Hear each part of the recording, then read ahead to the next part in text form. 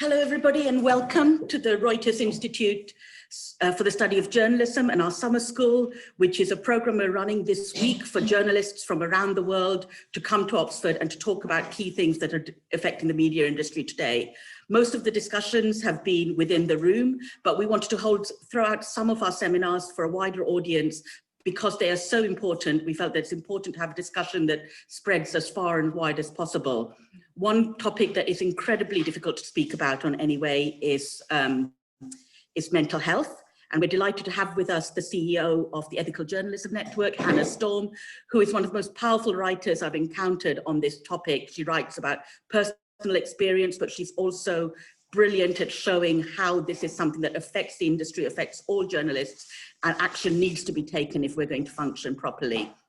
So we have a presentation from Hannah, and we will be delighted to follow up with kind of resources and with further information on email and our newsletters afterwards. Thank you all so much for joining, and over to you, Hannah. Good morning, and thank you, Mira. I'm really grateful for the opportunity to speak with you and to return virtually to my happy home of Oxford, where I lived for many years. So thrilled to be with you.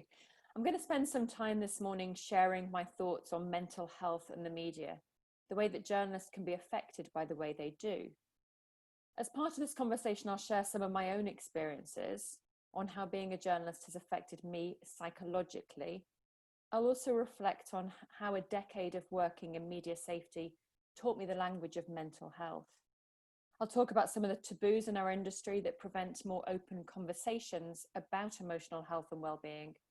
And I'll share some of my thoughts about what we might do better as an industry and as individuals to create safe spaces for people to feel able to speak about their experiences. And then we'll have some time afterwards separately for a discussion and some questions. But firstly, I'd like to acknowledge how privileged I am to be able to speak relatively openly about my own experiences of mental health. At the end of last year, I accepted a diagnosis of post-traumatic stress disorder, or PTSD. This summer, I shared my story for the first time publicly in an essay for the Poynter Institute that has been shared on Twitter, and I'm happy to share it again afterwards, where I addressed some of the aspects I'm going to talk to you about today. Although the traumas I faced, which led to my PTSD, were awful, and there have been times where my life has been tough, I am on the road to recovery, even if that road isn't always linear. It can still be quite draining to talk about my experiences, but I do so because it's really important to me that I use my position and relative privilege to help others who suffer to understand they're not alone. I want my story to be a hopeful one and a helpful one. As I said, I know I have a degree of privilege many do not.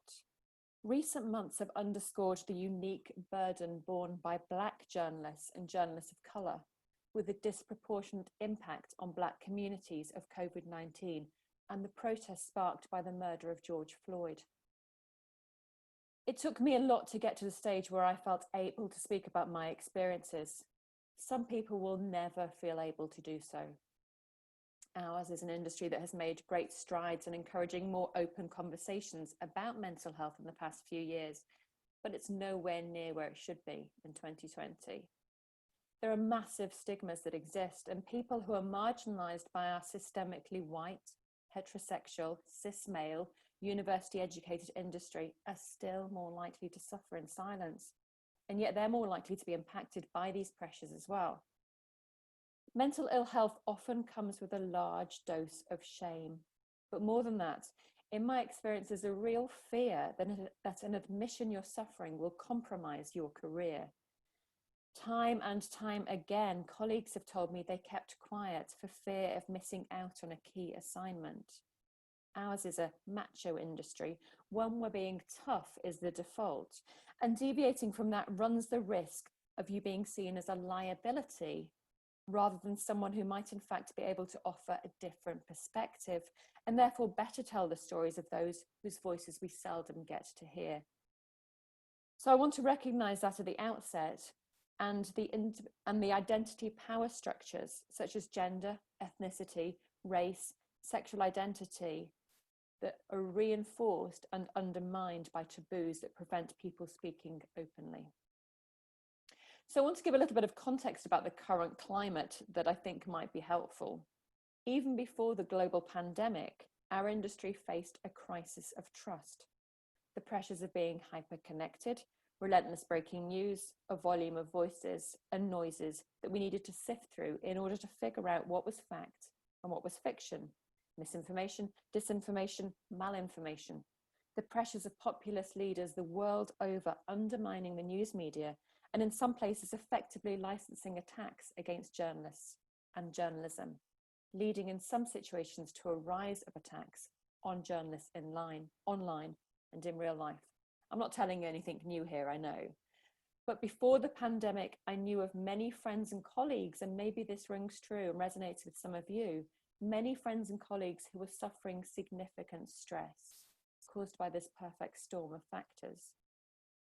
Some call what they're going through burnout, but to me, burnout implies a degree of blame rather than recognizing that this is something which also stems from the conditions of our professional work. COVID-19 has exacerbated an already precarious situation. People found themselves furloughed, jobs were gone for programs that couldn't be made and stories that couldn't be told. A slump in ad revenues adding further pressure to a battered business model. We ran to redefine our industry in days that had been built over decades. At the same time, we were figuring out what this meant for our home lives too, and facing a situation that was unprecedented and uncertain. All this while we were covering arguably the biggest global story of our lifetimes, often from a distance, often without knowing who or what to believe. I think it would be enough to make anyone a little jittery. And certainly anxiety is commonplace in our industry and the wider public at the moment. And I think this is a critical moment in the media in terms of mental health and well-being. Before I finish, I'm going to share some of my thoughts about what we can do as individuals in newsrooms to try to support our own and each other's emotional well-being. But firstly, I want to give you a bit of background as to why I'm so passionate about these conversations. From 2010 until last year, I worked for the International News Safety Institute, or INSEE, a charity bringing together some of the world's biggest news organisations to share information about safety aimed at supporting colleagues working in difficult and dangerous places. During my time there, I learned the language of mental health, and I saw how newsrooms seemed better at conversations around physical safety rather than emotional safety. So they were well versed at providing journalists with physical flak jackets, but there was often a glaring absence of what I call emotional flak jackets, the preparation and practical tools needed to help journalists understand how their work might impact on their psychological safety.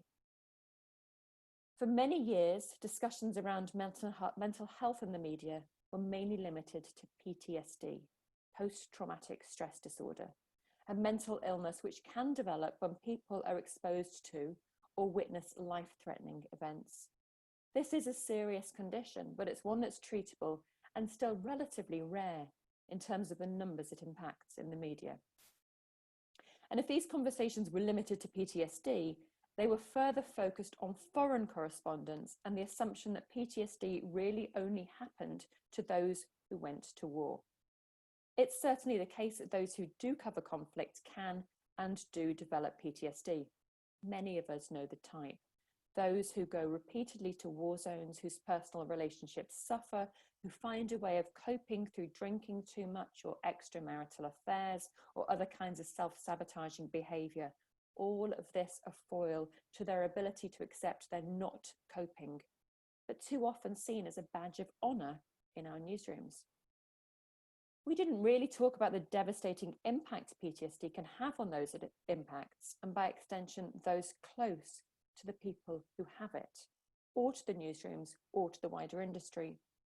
We didn't really talk about PTSD when it manifested itself in other ways for other people, for local journalists who worked in places like Mexico, who were exposed to trauma day in and day out, who could never escape, or those who reported on murders or road traffic collisions. Journalists who were effectively one of a set of early responders to a scene of tragedy. We didn't really talk about PTSD as a result of gendered violence either, when journalists were exposed to that. Now, there may be some people who argue we did talk about it, and to some degree, some research was done. And there's a fantastic professor called Anthony Feinstein who's spoken at the Reuters Institute about some of his work, but it wasn't really embedded in the culture of conversations. And I often wondered why, but perhaps it's something to do with the people who are the gatekeepers of these conversations and the fact that they were often men. And in instances where they were safety visors as well, they were often ex-military men. So they were more inclined to talk about things that they were more familiar with.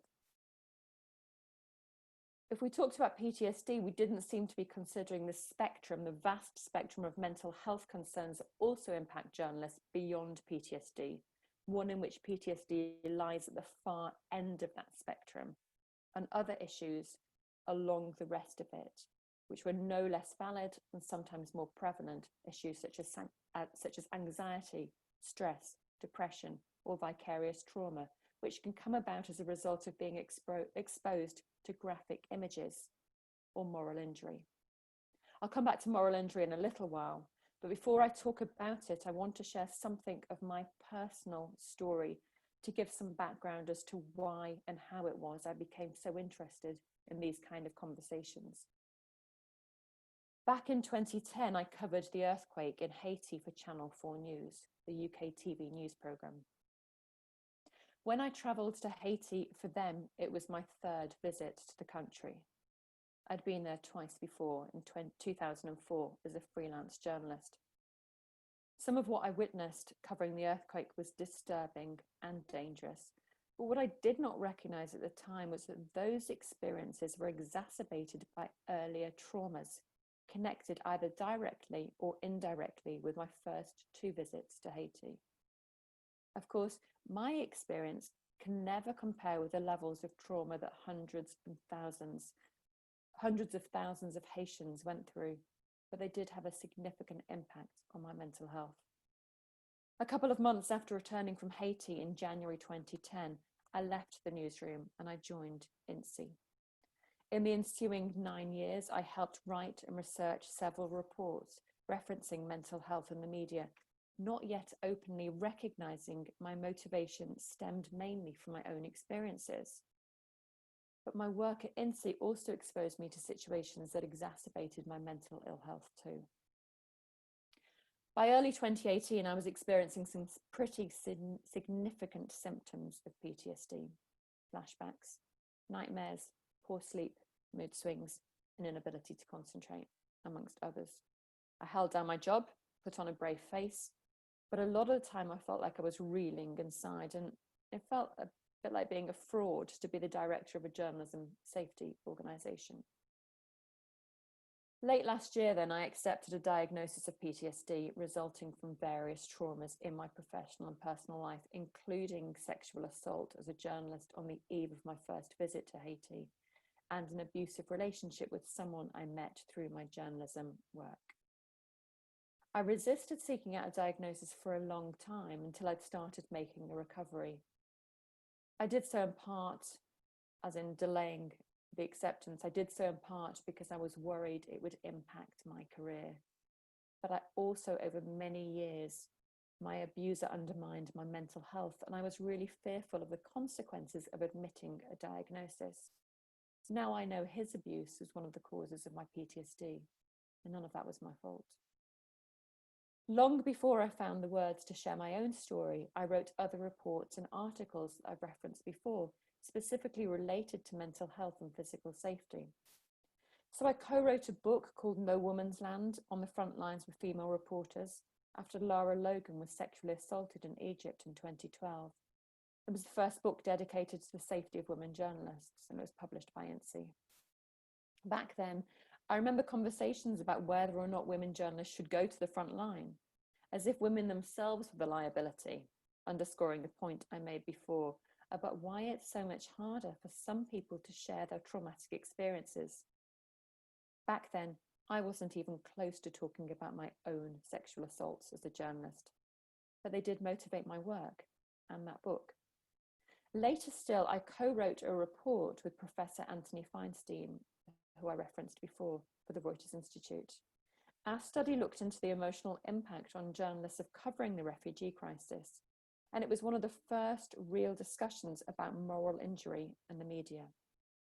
Unlike PTSD or anxiety disorders or depression, moral injury is not a mental illness, but it can cause significant emotional distress if left unaddressed.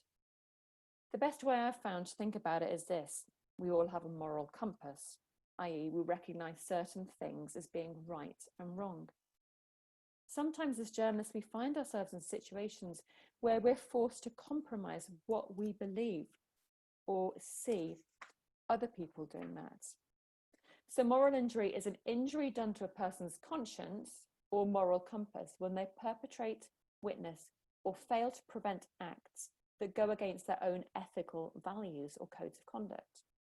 Moral injury is associated with feelings of guilt and shame, emotions that come about when journalists are asked to do something which perhaps requires them to step outside of their roles as journalists. So the obligation to help versus the duty to observe.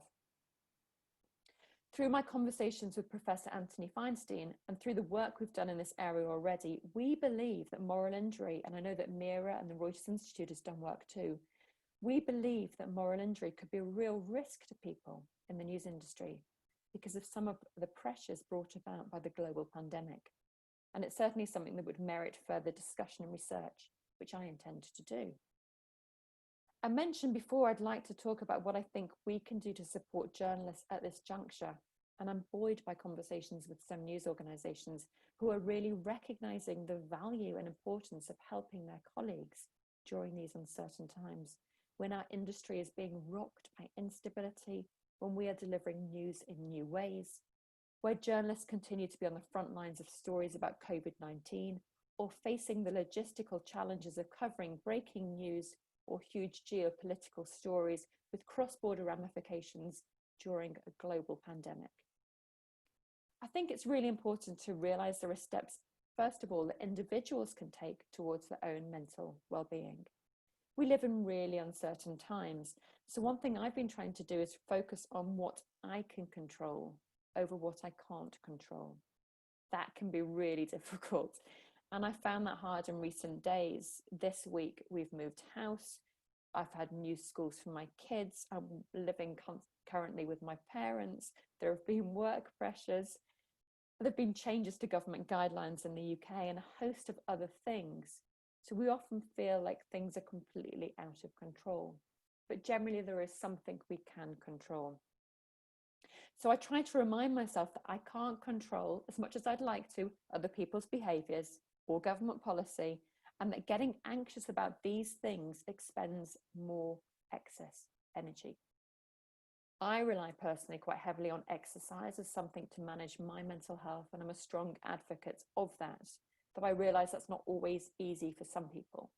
But for me, running has been a huge help during COVID, and I do believe running, marathon running in particular, has many parallels in terms of learning how to pace oneself, in terms of the importance of recovery too, when you're faced with a long road ahead of you. In this world where the borders between work and home life are blurry, I think it's helpful to stick also to certain routines to help set parameters between personal and professional lives. You're not going to like this, some of you, but it's really important to try to get a change of scene from the screen, be that switching off for some time alone or to spend some time with friends and family if possible. One of the biggest pressures we're facing as an industry is the exhaustion of being hyper-connected in a still disconnected world. Practically, I've tried to limit the number of Zoom calls I do in a day and space them out as well. I also try to have old-fashioned phone calls with people occasionally instead of face-to-face ones. I've come to really appreciate the need and desire to disconnect as well.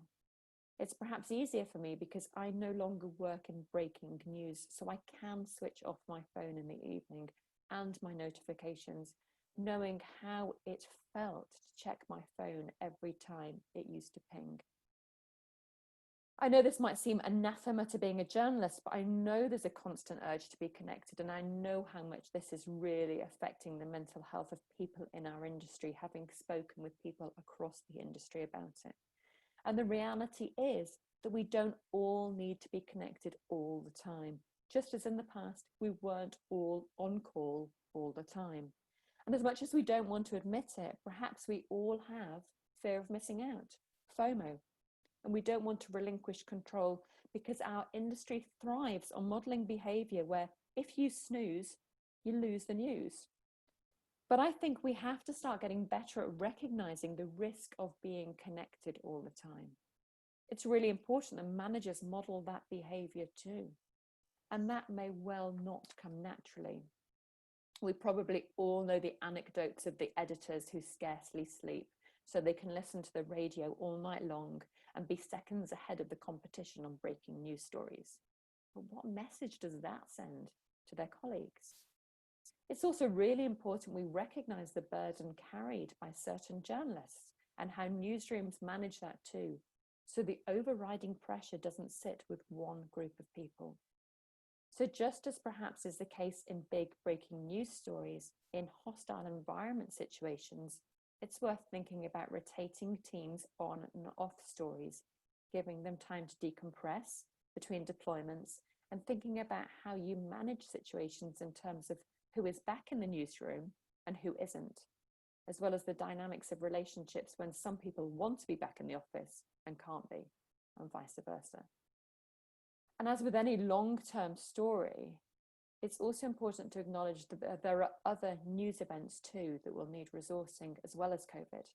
And that may well impact severely on the mental health of journalists. Take the recent explosion in Beirut, for example, or the situation in Belarus. A little bit more about managers now, because they need to lead from the top. In some of the most effective environments where I've seen spaces opening up for people to start sharing their experiences of mental ill health, it's where there's been real role modeling from managers. It's so important that newsroom leaders communicate clearly and frequently about policies and expectations, about encouraging people to share their own experiences. And sometimes that may mean sharing some of their own stories. I think one of the positives that's come from COVID is that in some ways newsrooms have become more democratic. In the past, editorial meetings would have been dominated by a minority of voices from the upper echelons of newsrooms. Now, because of things like Zoom and Microsoft Teams, there's perhaps more opportunity for democracy in online meetings. I think one of the other things has been that we've been forced to be more collaborative and creative in ways we might not previously have considered. And I think these are encouraging signs for mental health conversations too. I think something else has come from this that may help lessen the taboo in our industry. It's incorrect to say that COVID is the great leveler. That is not correct, because some people have been affected more than others by it, or by the conditions in which they're living. However, we are all negotiating a world that is very different from the one we inhabited and worked in until earlier this year. And this means everyone faces some degree of challenge, and perhaps therefore there is some more openness to share these challenges. It's been encouraging to see newsrooms create spaces for staff to speak and share their experiences, to gain the benefits of sessions designed to help them manage stress and change, and offering particular help to other managers to manage within this environment. Those organisations that are flexible to understanding the pressures on people caused by homeschooling, caring for relatives, or living in places where workspaces are compromised are also more likely to encourage more open conversations as they look out for their staff. Of course, when you don't see someone for a long time, or if you only ever see them via the limited dimensions of Zoom or Teams or whatever online platform you use, it can be tricky to know how people really are feeling. So it's really important that managers and colleagues find ways to check in on each other in a way that shows them they really care, that they mean it when they ask, "How are you?" that they're listening. empathy is crucial at this stage, but sometimes it becomes the first thing we lose when we're stressed or up against it. There's still a lot of learning to do in that space. I want to conclude by saying I'm really heartened by the change in tune, even in the past few months, around mental health in the media. I know there are taboos, but some of the conversations I've been having, I think, would have been impossible even a year ago. I want to leave you with the reassurance that journalists are, by and large, a resilient group of people whose job is immensely important, done well, done accurately, and done ethically. I think that a sense of validation and an understanding of how important our work is goes a long way to securing better mental well-being. I know there are still taboos, and I know that it's a scary thing for anyone to admit vulnerability. Believe me, I've been there. I still am there in many ways. But I'm a fervent believer in the fact that vulnerability can be a strength, that it brings empathy and understanding, and it does so in a world that is crying out for both of those. And if coupled with the right kind of support so people can start to speak openly and be encouraged to feel safe doing so, I do believe that it can only be good for our industry and make for journalism with more humanity. Thank you very much. Hannah, thank you so much for that really beautiful, moving and incredibly practical presentation. And I'm so happy you ended on the concept of empathy, because journalism is about telling people stories, and we're expected and we should empathize with the people we report on. And how can that be done unless we empathize with each other as well, and with our teams and our colleagues and our bosses and the people we manage. It's about newsroom management, it's about newsroom organization, it's about knowing that the rules of productivity and good health apply to journalists as much as they apply to the rest of humankind. And it's also about breaking down taboos and about openness. And we're so incredibly lucky that you joined us. Thank you so much. And thank you everyone also who joined in the conversation today.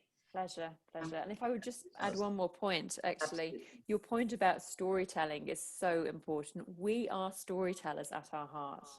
We have the immense privilege of telling other people's stories, and whereas it might not always be appropriate, sometimes it's really helpful for us to hear other people's stories within our own environment.